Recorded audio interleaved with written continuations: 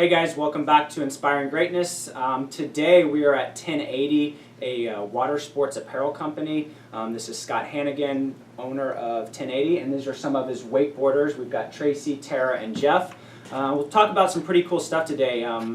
Obviously these guys being wakeboarders, we'll talk a little bit about their experience training in their off-season.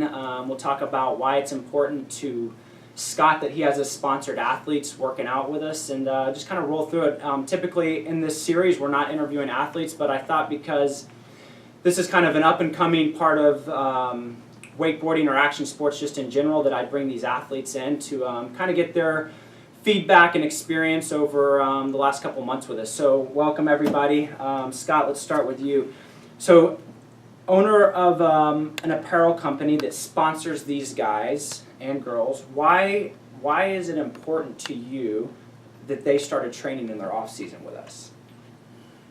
Well, the wakeboard season, it's a long season, and anybody who's familiar with the sport obviously knows it's pretty, damaging to your body. It puts a lot of stress on you physically, I think mentally as well.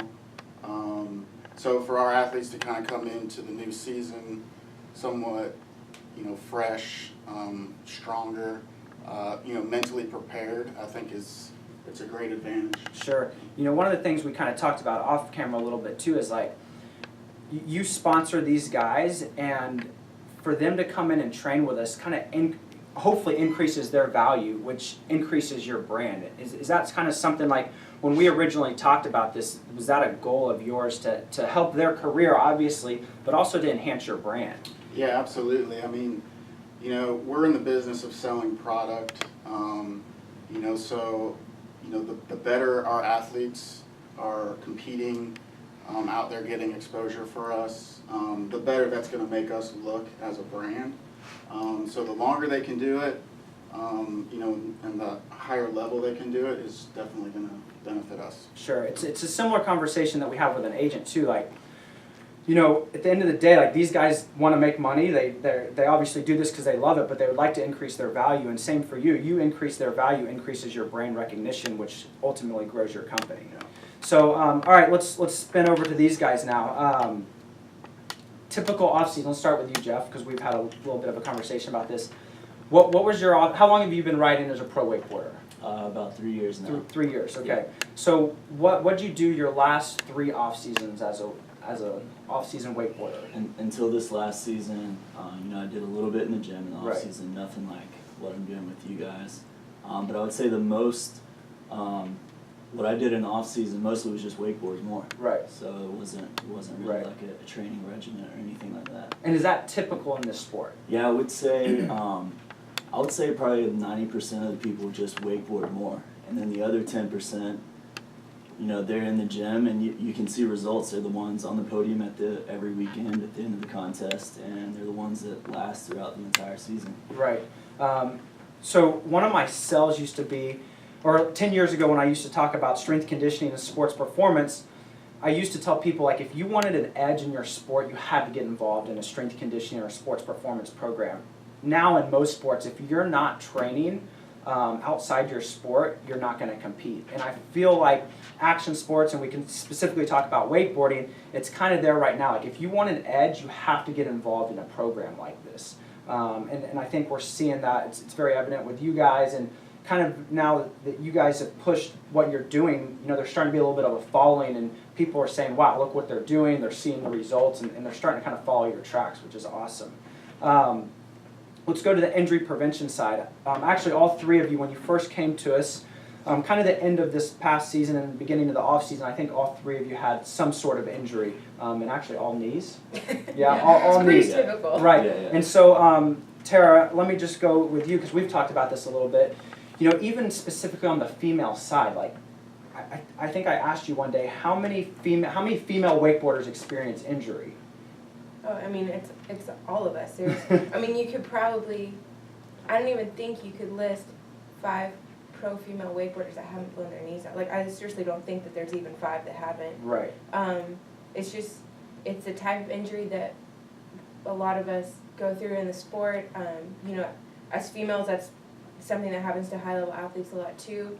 But also, you know, not many of us do as serious a program like as we do at SSP, or like, you know all the biomechanics of knees and stuff like that. And you know, I think a lot of us feel most seasons that we're kind of like biding our time, hoping that we can like make it far enough into the season before we get hurt, before our, you know, Right. before whatever we've done before the season starts, you know, wears off. Sure. But it's been pretty cool, like, as we've all been going to SSP and, like, posting stuff, I've had, like, younger female riders start emailing me and messaging me asking for workouts that they can do in the off season and things that they can do that would be good for their training as they're trying to come up in the sport as, you know, 13-year-olds and stuff like that. Right, and that's what we're seeing in all of our other sports right now is, I mean, we have kids in our Learning to Train, which is 8 to 12-year-olds, and they're trained, their parents are putting them in programs like this so they learn how to do athletic movements correctly at a young age, so as they progress in their sport, they're not getting hurt. Yeah. You know,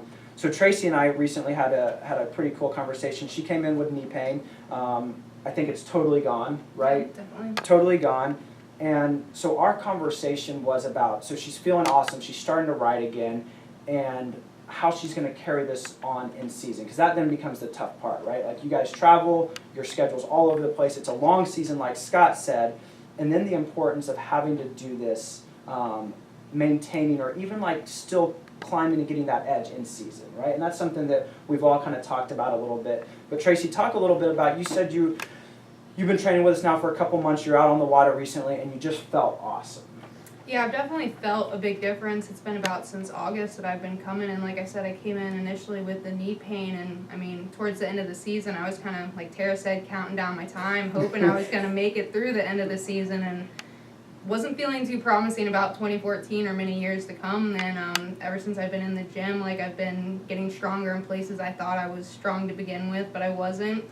Just like Will said, kind of going through, learning to do movements correctly. I mean, I had been out of the gym for a while, so if you do the, motions wrong so many times, you're going to develop bad habits, and I definitely had a lot of those to break and kind of saw where a lot of the pain was coming from, so it's definitely made a big difference, and I think it's important to do. Yeah, awesome. Okay, so we try to get some different takeaways, and I think this is a pretty cool one to take away from. So start with like the strength conditioning or the sports performance company.